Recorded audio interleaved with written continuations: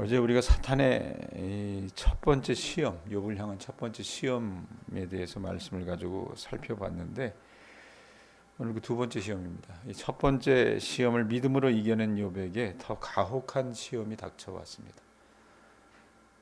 하나님의 천상 어전 회의에 참석했던 사탄은 욥의 신앙을요 못마땅히 합니다. 지독하게 시기합니다. 그래서 대적자잖아요, 사탄은. 이 대적자 사탄은 욥 신앙의 어떤 순전성을 질투하면서 하나님과 욥의 인격적인 신뢰 관계를 허물어뜨리려고 발악을 하는 것을 말씀을 통해서 봅니다. 여러분, 우리가 욥기 말씀을 보면 욥기가 고난에 대한 말씀이다라고 얘기하지만, 그럼 내가 이 욥기 말씀을 다 읽어 나가면 우리 인생사 겪는 모든 애매모호한 고통에 대해서 완전하고 만족스러운 해답을 욥기가 줄 것이다. 만약에 이렇게 기대하신다면 그 기대는 충족되지 못할 수도 있습니다. 자, 그렇지만 욥기는 고통과 질병의 세계에서 신음하는 인간들을 사람들은 포기해도 하나님은 포기하지 않으시는 분이라는 것을 확실하게 가르쳐 줍니다. 그러기에 여러분, 우리는 원인을 알 수 없는 기막힌 고통이 하나님 앞에서 신앙의 순전함을 과시할 기회가 될 수도 있다는 적극적인 신앙으로 인도해 준다는 것을 아셨으면 합니다. 1절부터 3절 다시 한번 보세요. 자, 어떤 일이 있습니까? 또 하루는 하나님의 아들들이 와서 여호와 앞에 서고 사탄도 그들 가운데 와서 여호와 앞에 서니 여호와께서 사탄에게 이르시되 내가 어디서 왔느냐? 사탄이 여호와께 대답하여 이르되 땅을 두루돌아 여기저기 다녀왔나이다. 여호와께서 사탄에게 이르시되 내가 내 종 욥을 주의하여 보았느냐? 그와 같이 온전하고 정직하여 하나님을 경외하며 악에서 떠난 자가 세상에 없느니라. 내가 나를 충동하여 까닭 없이 그를 치게 하였어도 그가 여전히 자기의 온전함을 굳게 지켰느니라. 여러분, 1절부터 3절 말씀 읽지만 이거 어디서 많이 듣던 말씀이죠. 망각의 인사가 있어가지고 어디서 들었는지 기억이 안 나요. 1장 6절부터 8절 보세요. 같은 말씀이 반복됩니다. 똑같은 말씀이 반복된다 그 말입니다. 하나님의 아들들과 사탄이 어딘가를 순찰하고 이제 하나님께 보고하러 이 천국 천상 어전 회의장에 이제 발을 들어서게 된 거예요. 자, 그런데 하나님이 사탄에게만 물으세요. 뭐라고 물으십니까? 똑같은 말씀을 하십니다. 네가 어디서 왔느냐? 사탄이 툴툴거리면서 대답하죠. 땅을 두루돌아 여기저기 다녀왔나이다. 유독 그의 눈은 누구에게 가 있었겠습니까? 욥에게 가 있었다는 얘기입니다. 자, 다만 다른 게 있으면 여러분, 우리가 이 1절부터 3절 말씀이 이 1장 이 6절 8절과 뭐가 다르냐? 뒤에 한마디가 더 붙어요. 한 문장이 더 붙습니다. 그게 뭡니까? 3절 하반절에 보면 뭐라고 얘기합니까? 하나님이 사탄을 탓합니다. 뭐라고 얘기합니까? 내가 나를 충동하여 까닭 없이 그를 치게 하였어도. 그가 누구예요? 욥이에요. 사탄이 하나님을 부추겼거든요. 욥이 뭐 받아먹은 거 있으니까 그가 그렇게 하나님 앞에 충성하는 것이지, 믿음을 갖고 있는 것이지, 다 뺏어가 보십시오. 그게 되나? 그렇게 부추겼을 때 하나님께서 허락하시잖아요. 그 몸만 빼놓고 나머지 다 가져가도 된다고? 실제로 그렇게 했어요. 그걸 사탄이 지켜봤습니다. 지켜봤는데 하나님이 얘기하시는 거예요. 내가 나를 부추겨서 공연히 그를 해치려고 했지만 그는 여전히 자기의 온전함을 굳게 지켜나가고 있지 않느냐. 사탄도 봤을 겁니다. 여러분, 이 말씀을 직역하면 욥은 여전히 자신의 순전함을 집요하게 지키는데도 너 사탄은 욥을 아무런 이유도 없이 그를 집어삼킴으로써 내가 그를 치도록 나를 부추겼다. 이런 하나님의 말씀입니다. 여러분, 이 말씀 보면요, 제가 1장 말씀 설교하면서도 그런 얘기 있었어요. 아니, 욥이 무슨 죄가 있다고 왜 둘이 싸우면서 욥을 건드려? 예? 자, 하나님 스스로도 여러분 말씀해 보면 자신이 아무 까닭 없이 욥을 치셨다 그래요. 그리고 그의 자녀와 욥의 자녀와 재산을 다 집어삼키셨다라고 하나님이 인정하십니다. 그래서 여러분 제가 말씀드렸던 것처럼 도대체 욥이 무슨 잘못이 있다고, 왜 사탄하고 멱살잡이하면서, 그런 표현 써서 미안해요, 실랭이 하면서 이렇게까지 인간을 괴롭히는가, 이런 시선을 갖고 보면, 이 말씀 가지고 보면요, 우리가 상처받습니다. 무슨 하나님이 이래? 예? 왜? 우리가 아는 하나님과는 너무나도 낯선 하나님이기 때문에 그러합니다. 어제 제가 하나님의 이름이라고 하는 표현을 가지고 시편 말씀을 가지고 얘기한 적이 있었어요. 아니, 사람 목숨 가지고 장난칩니까? 예? 충분히 이해할 수 있습니다, 여러분, 그런 시선을. 그러나 그건 여러분 우리 짧은 단견일 수 있다는 겁니다. 적어도 우리가 욥기를 다 읽어가기까지 여러분 우리의 그런 짧은 이 단견을 잠깐 유보해 주셨으면 좋겠습니다. 판단을 유보하시라는 얘기입니다. 하나님은요, 종국에 가서는 억울한 욥의 오해도 풀어주시지만 욥기 1, 2장 말씀을 보고 깜짝 놀란 믿음 없는 우리들의 오해도 풀어주실 것입니다. 그래서 우리가 욥기를 보는 겁니다. 자, 여하튼 3절의 마지막 소절을 통해서 우리는요, 하나님이 욥을 시험하도록 허락하신 숨은 동기를 추정할 수 있습니다. 그게 뭡니까? 하나님은요, 제가 어제 그랬죠? 자꾸 어제 얘기해서 미안합니다. 욥이 진국이었다 그랬어요. 그죠? 하나님은 욥의 하나님 경외가 사탄의 어떤 의심, 사탄의 어떤 질시를 깨뜨리는 절대적인 의미로 순전한 하나님 경외라고 하는 것을 입증하려고 작정하셨던 것 같아요.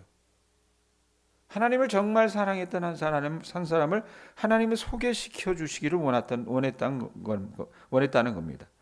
그러니까 하나님은요, 욥이 하나님을 경외하는 모습을 본보기 삼아서 사탄을 질책하셨던 거예요. 그래서 뭐라고 얘기합니까?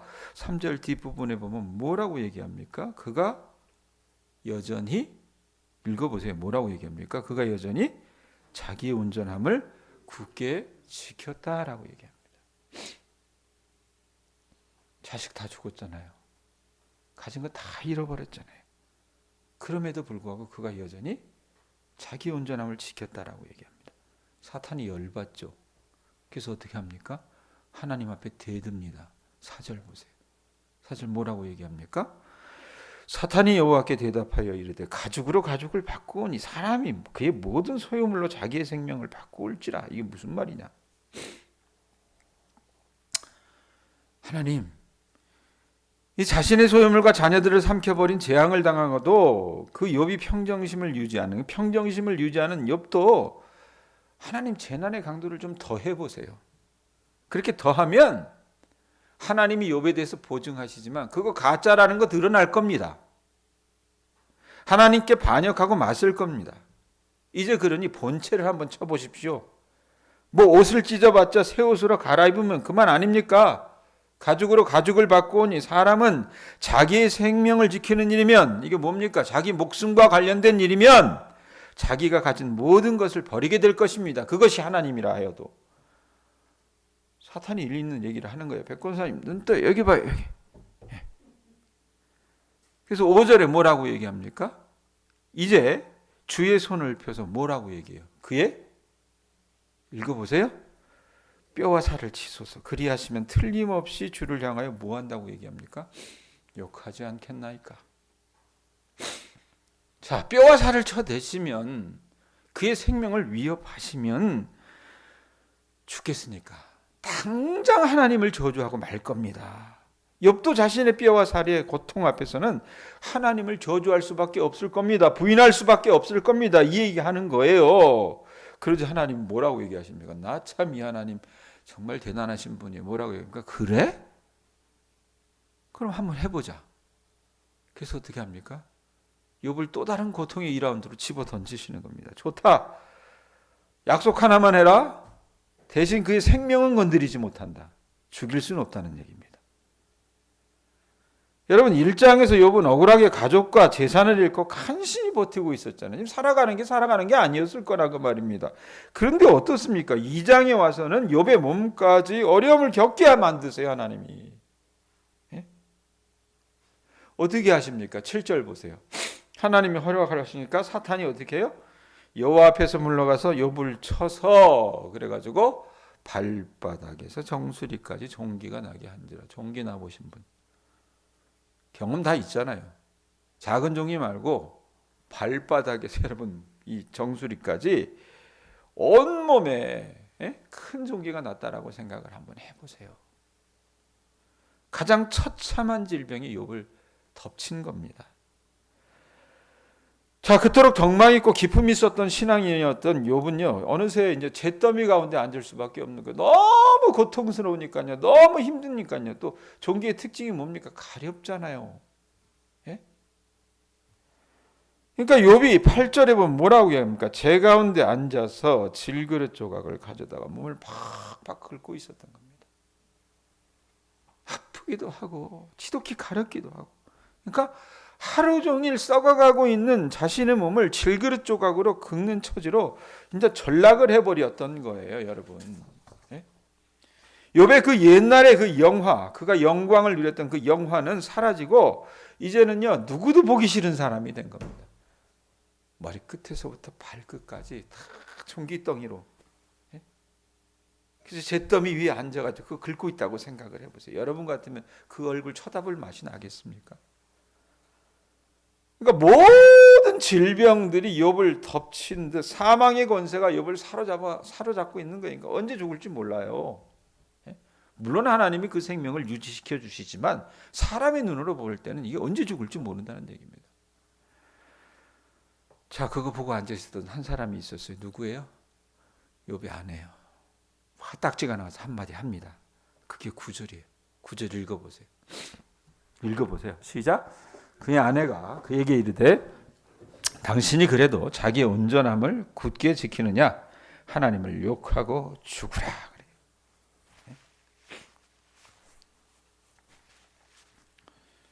자, 욥의 아내가 여러분 욥이 고통당하는 것을 1장서부터 봤어요.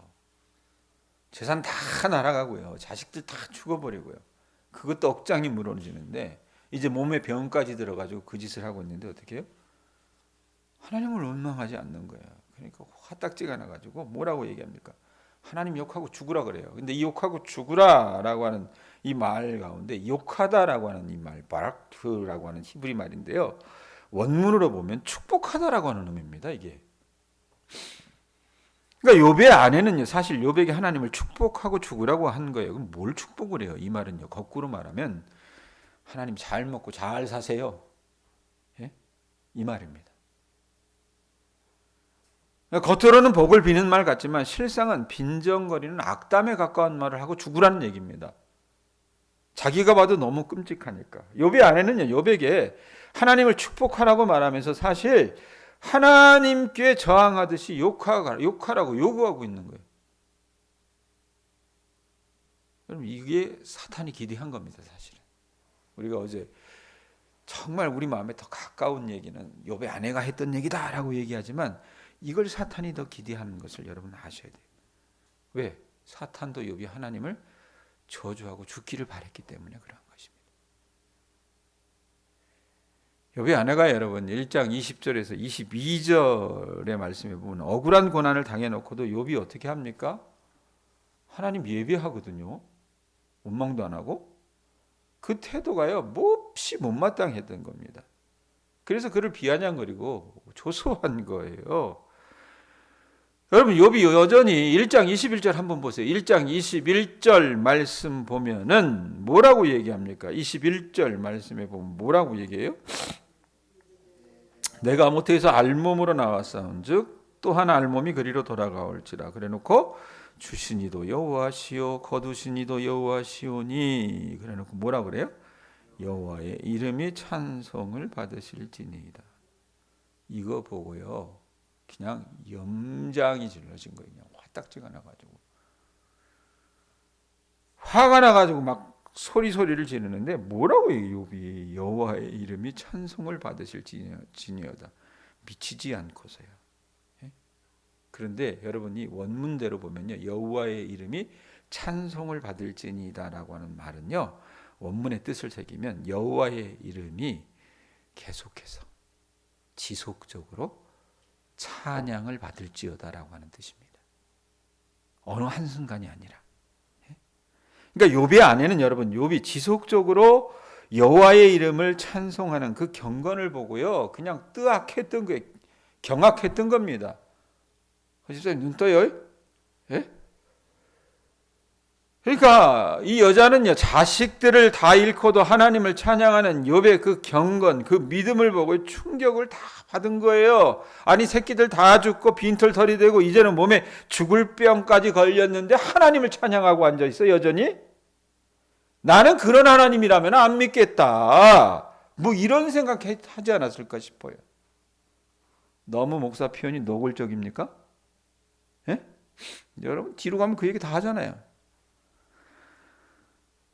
자, 여러분 욥의 아내는요, 아내의 고백이 훨씬 우리의 공감을 이끌어냅니다. 하지만 여러분, 우리가 또 알아야 될 게 뭐냐면 욥의 아내가 이런 고백을 함으로써 사탄의 시험에 정확하게 걸려들었다는 것을 여러분이 아셔야 됩니다.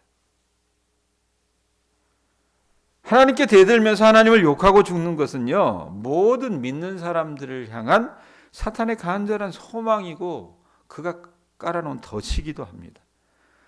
사탄은요, 전쟁과 참혹한 재앙, 폭력, 살인을 이용해서 인간과 하나님 사이를 결사적으로 이간질합니다. 우리 앞에 고난이라고 하는 것을 두면서도 우리가 하나님을 믿지 못하게 하려고 한다, 그 말입니다. 그래서 우리는 끔찍한 일을 당하면 어떻게 합니까? 신앙을 저버리기도 합니다.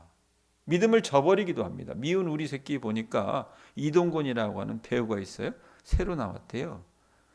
근데 그 친구 엄마가 성당을 잘 다녔었답니다.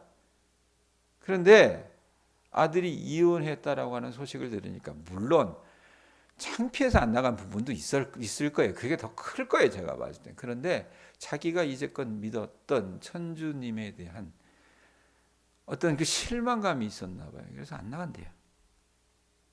별반 다르지 않을 것 같습니다. 신앙을 저버리거든요. 그러니까 요즘 시대의 신앙은 값싸요, 내가 봤을 때. 그러니까 요즘 시대 교인들은 죄송하지만 가짜가 많아요. 왜? 도대체 그런 하나님이라면 자기가 믿고 싶지 않은 겁니다. 자기 하나님에 대한 자기 어떤 기대상이 있어요. 자, 그런데 여러분 1986년에 노벨 평화상 작가였던 엘리 위젤이 쓴 흑야라고 하는 책이 있어요. 거기 보면 이 유태인들의 고난을 다룬 얘기인데요. 독가스실에서 혹은 교수대에서 능욕당하며 죽어가는 그 가족들, 600만이 죽었잖아요. 그 가족들을 보면서 유대인들이 실족했다고 기록되어 있습니다. 유대인들은 하나님을 믿었던 사람들이에요. 그런데 그 하나님을 믿었던 사람들을 하나님께서 2차 세계대전 동안 어떻게 하셨습니까? 게르만 종족들에 의해서 무려 600만 명이 죽어나가게 하셨습니다. 그런 하나님을 왜 믿어요? 예? 자, 그런데 거의 다 그렇게 실족했는데 그럼에도 불구하고 실족하지 않는 사람들이 있었어요.